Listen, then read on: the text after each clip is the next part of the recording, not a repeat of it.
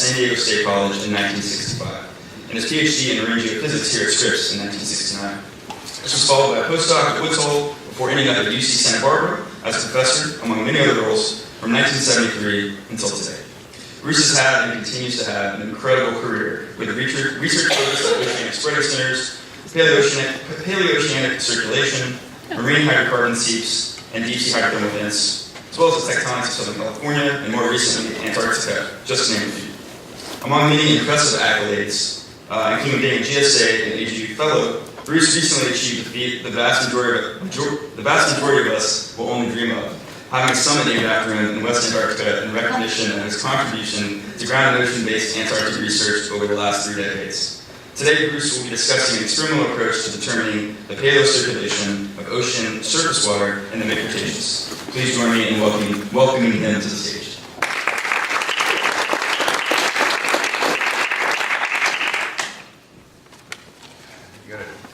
I got to tell you this mountain Luyendyk story. I was nominated by one of my graduate students, and he got vetted by all these government agencies because, including the CIA, they wanted to know if they were going to name the mountain after a terrorist. I passed that bar. So this presentation. Actually, last time I think I gave it was 40-something years ago. The work was done in 1971. So, and I had, it's so easy to agree to give a talk, and then what happens, you got to give it. And then I actually haven't done anything since this, so I had to read the recent literature to try to understand that. And well, here I am. Here we are. So, this is done at Woods Hole. I was there for 4 years. And this, Don Forsythe, are there any seismologists in the room? He's a really famous seismologist. So he worked on this project with me and Joe Phillips.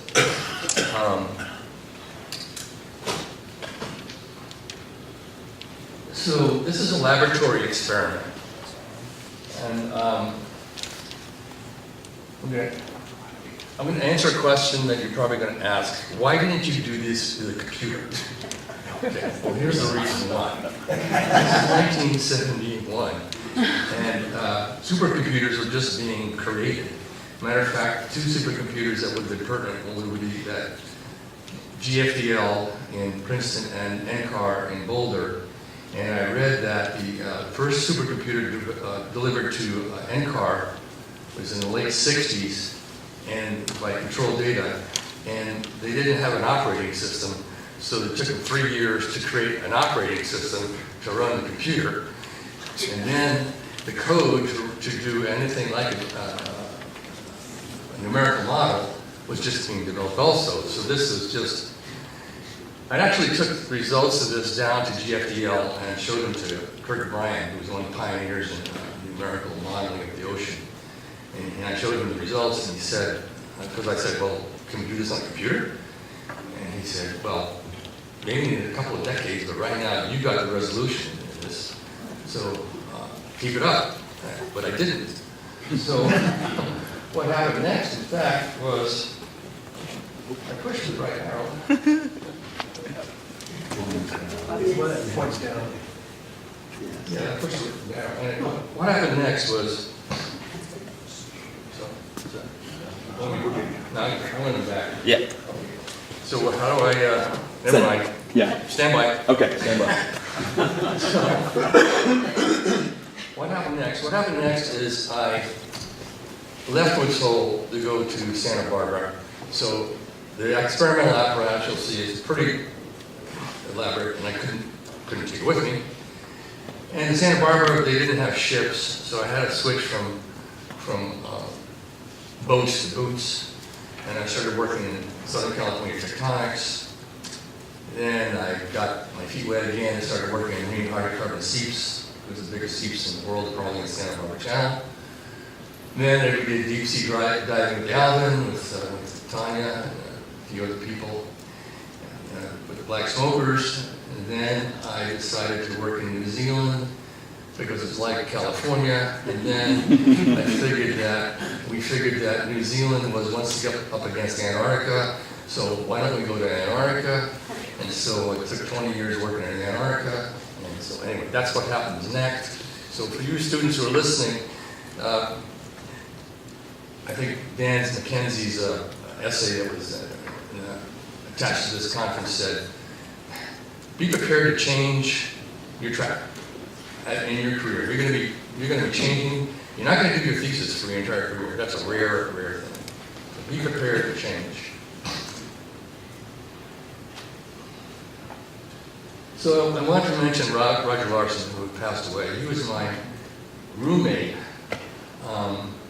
and we got involved with the VITO group with the Marine Physical Lab, and I did a thesis offshore on the Hills with the VITO instrument. And we got to, because it was only a day or so out, we got to go back there repeatedly. So basically, my project tested the development of a lot of the Marine Physical Lab VITO devices. Roger worked in Delta, California, not in Delta, California, and he had this absolutely brilliant paper with Menard and Smith on the opening of the Gulf that Larry mentioned yesterday.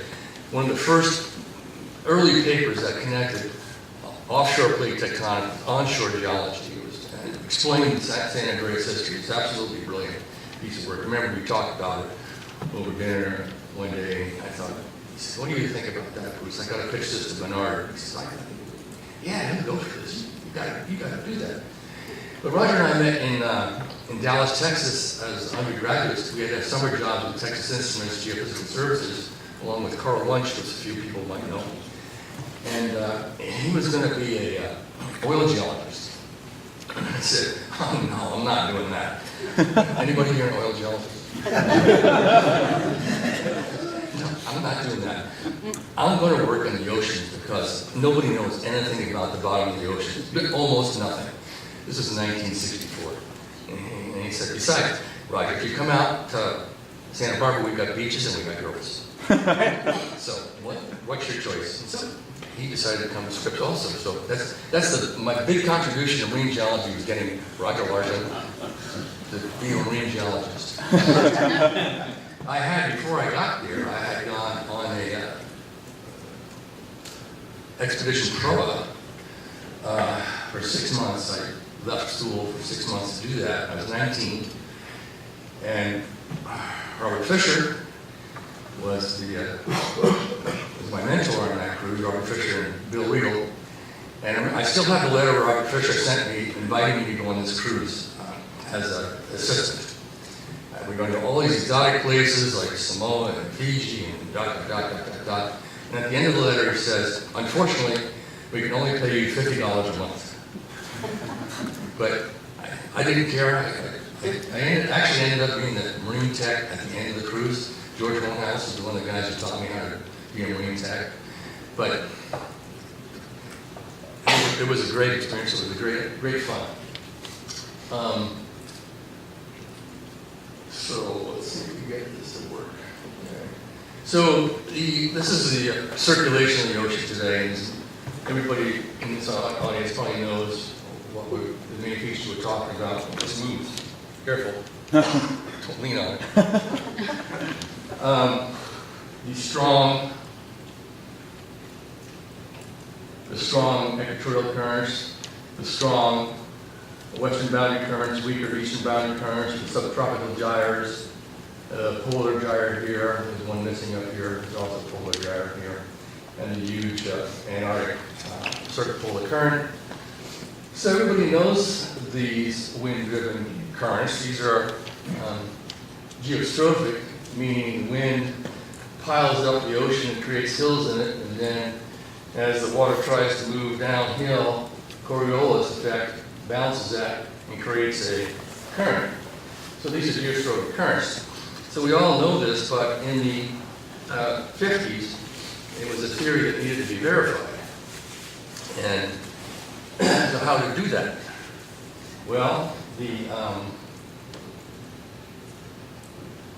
one of the people who set about verifying geostrophic currents is von Arx, who was I'm going to move over here because I can't see this. who was a scientist at Woods Hole, and he built this tank where the tank would spin to create a dish in the water surface to simulate the Coriolis effect, called the vorticity projection. Then winds blew over the surface of the tank to simulate the westerlies, the rotation simulates the easterlies. And he replicated the currents in the northern hemisphere and the southern hemisphere. He made 2 tank experiments. And you can see the polar gyre here, the tropical gyre. You can see the Gulf Stream over here. So I knew about this when I was at Woods Hole, and he was still there. And I thought, well, gee, these are the present orientation of the continents. This is the continents, how they are arranged sometime in the Cretaceous. This is a map made about in the 1990s by Chris Cotis. And you can see that, of course, the geometry is different. There's a lot of shallow seas on the continents. And it raises the question, what were the ancient surface currents? What were they? And can it explain the peculiar features of the Cretaceous, like the warm climate, ice-free, anoxic events, a lot of there's a sea level rise that took place also, but mostly the idea was, can we see anything in the surface currents that gives us a hint on why it's so warm? And at the end of the talk, I can tell you whether we figured that out or not. So this is a vorticity projection.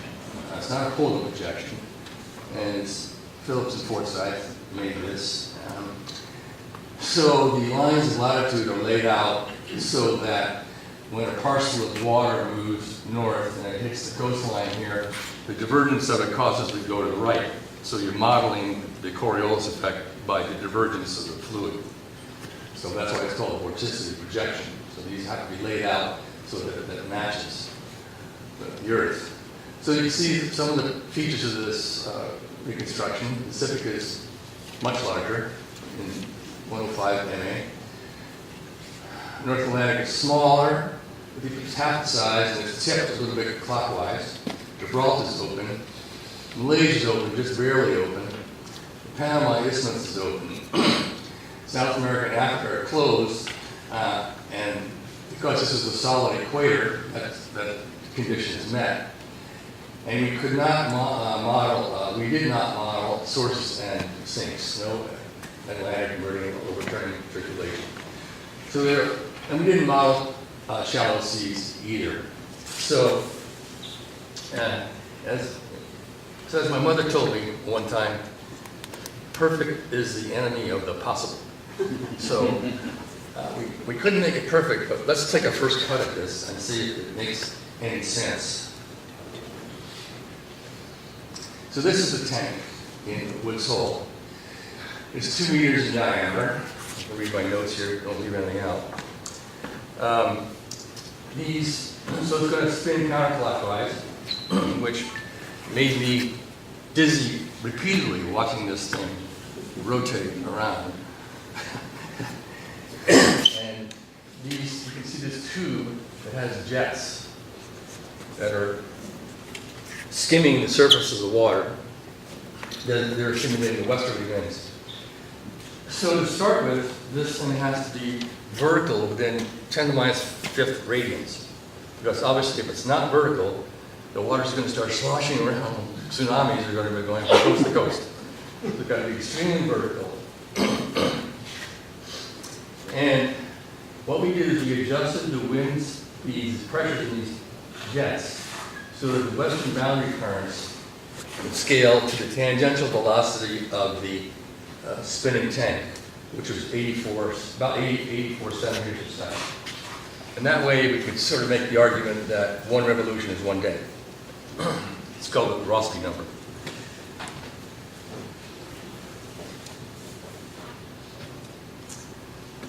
So here's what I just told you. So the continents are 5 centimeters foam rubber. John Forsyth cut those out in a jigsaw. Continental shelves are plywood, 63 millimeters. It rotates about 8 RPM. And so it's got to rotate so it has the right curvature so the Coriolis effect is simulated. And when you do that, there's a ruler here, and there's a barber pole in the center. And you rotate the tank. Well, I had a telescope looking at this thing until the ratio of the depths there between here and here was 1 over E, 1 over the natural log E. And then there's a camera overhead that was synchronized. We'll take pictures of this. And there's the camera. And there's me with it. I don't even remember this mutton chop. But I knew I had 4 layers of clothes on here. I got a turtleneck, I have a shirt, a sweater, and a jacket, and a scarf. So, woods hole in the wintertime. So the other thing we got to think about is what were the winds? These are the winds today, zonal winds, because the currents are wind driven. So basically, we have zonal, today we have zonal easterlies, like the trades, and the polar easterlies, and the westerlies, where we live, here, westerlies. So what were they in the Cretaceous? Because we're trying to simulate wind-driven currents. So were Cretaceous winds the same as present-day winds? Well, there wasn't any polar ice in the Cretaceous, so there weren't polar highs, so there may not have been polar front or a jet stream. So maybe they were just weak easterlies at the poles, and the westerlies shifted towards the poles. Maybe. So we did both of those experiments. So here is the tank, a snapshot taken from the camera, and we used dyes to start with. I don't know why I did this backwards, but red is present-day cold winds, and blue, the next one I'm going to show you, is warm winds. I should have, the current, why did I flip the colors? But I looked at this over the last few weeks thinking, that made no sense. Why did I do that? So this is a present-day zonal wind profile, and you can see we put dye in here at the tepes, and it leaks out and it starts to go around the globe. And here it is a year later, and you can see, here's the Gulf Stream. It's sneaking all the way along the coast. It doesn't go that way like this today. But all the way along the coast until it hits Iberian Peninsula. And there's this substantial tepes current. So let's change the winds to shift the westerlies more north. Still have the tepes current, but there's a weaker Gulf Stream, but now it turns to the left and enters the Arctic. And there's a question whether there were sea waves here, probably not at 105, but soon after there were sea waves in here. There's a Florida current that feeds the Gulf Stream today. It goes this way, but with the wind shifted, the current goes this way, and the opposite. And the Greenland current comes from the east, and this reverses come from the east. Here's the gyre here, as opposed to today it goes to the west. I hope I got that right. Maybe I did. And here we are later, and you can see that the North Atlantic water, partially fed by the tepes, has leaked into the Arctic. These are the warm winds. Then we did something else. We stained the water with ink. And then we took chads, which are the punch outs from IBM cards, and put them in this big salt shaker. And then we shook them over the water. And then we took a time-lapse photo to create streak photographs. So this is a 1-minute streak photograph of today's Cretaceous geography, present-day wind.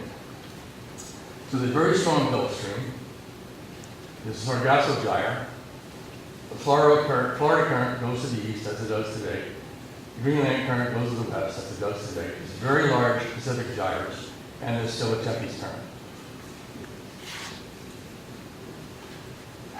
These warm winds, there's still a Tethys current.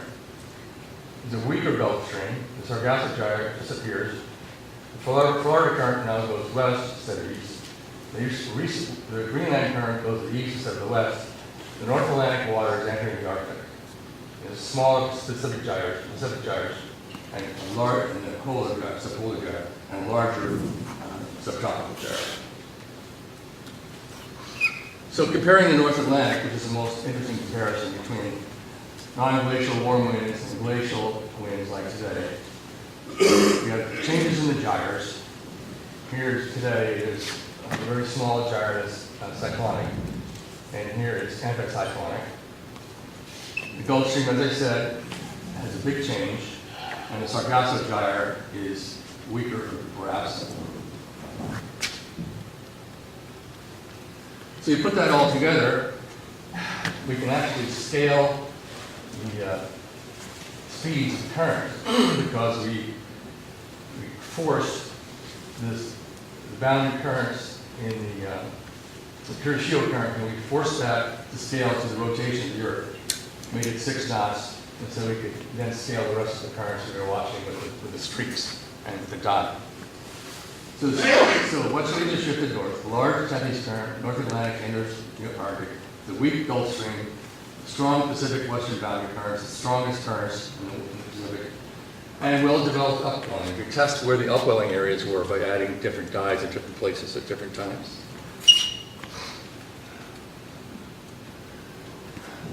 So then we thought about blocking the gateways. So here's the gateway of the Tethys. We decided to block that with just some modeling clay and use the wind shifted north. And that changes the warm wind currents dramatically. There's a larger Sargasso Gyre. The North Atlantic water enters the Arctic from the North Pacific. But what happens here, you see the streaks here, Pacific water is entering the Atlantic. The upwelling area disappeared, and now we have circulation going this way. And also in the Tethys, which is now, there's no Tethys current.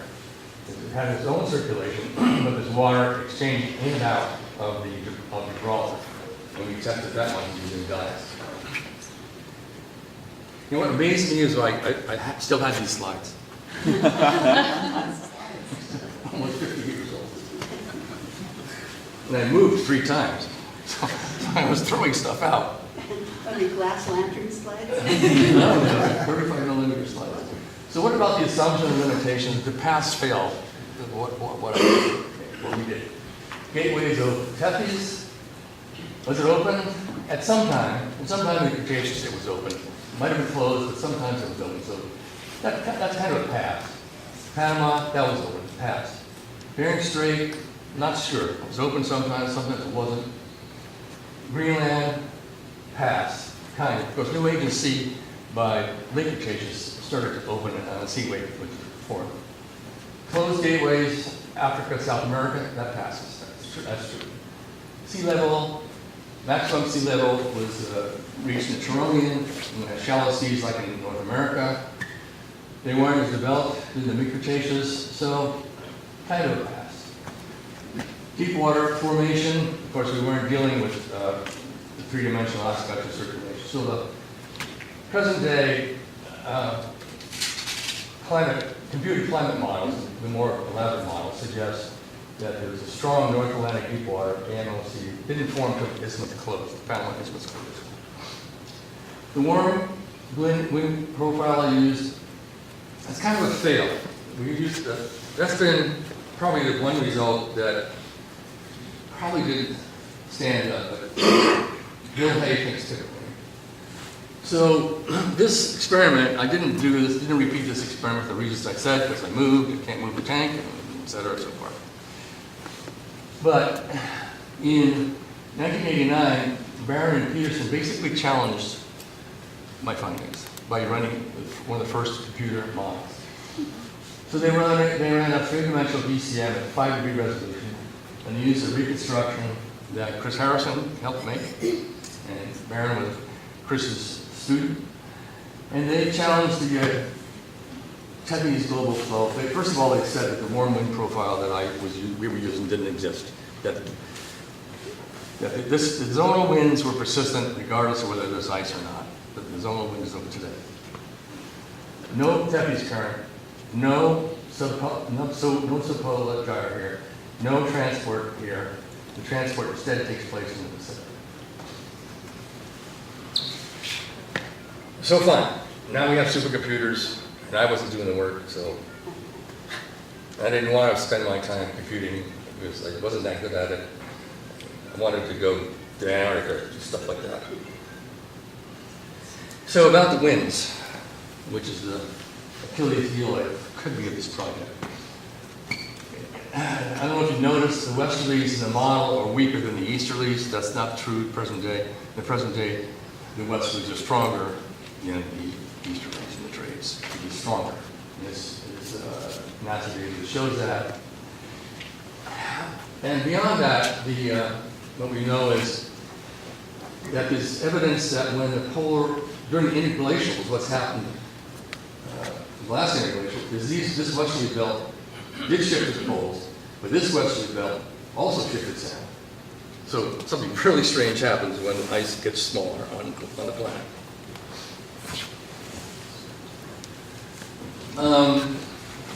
How much time do I have? Oh, sorry, you're over.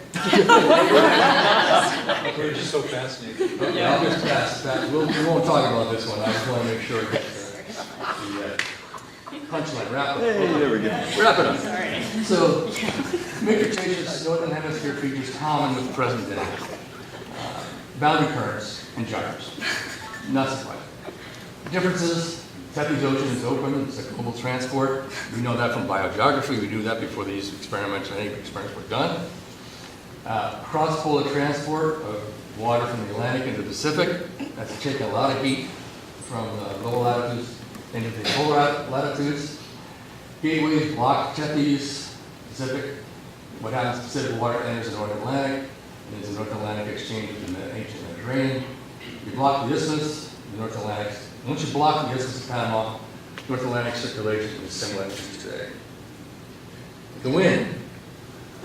I wasn't able to find literature on the wind, even though a couple of climate models now generate the wind and the ice and use the vegetation and they use the ocean currents and use the depth of the ocean, etc. But never mind that. So, paleoclimate, what did I do after I let this go away? I started working in Antarctica, and then we started working on the ice sheet in Antarctica. And I'm going to wrap this up. This is another punchline. I want to make sure that I segue into what Peter's going to say. Well, what we demonstrated was with Doug Wilson. This is East Antarctica, West Antarctica bedrock today. And the question is, why was there so much? Where was so much ice in the Eocene-Oligocene transition? There's not enough continent to hold all that ice that we think formed at that transition. And so what Wilson and I did was we figured out that the ice was in West Antarctica. And this is how we figured it out. This is what it looks like today, but this is what it looked like in Eocene-Oligocene transition. It was much higher. And the reason is because this is thermally subsiding.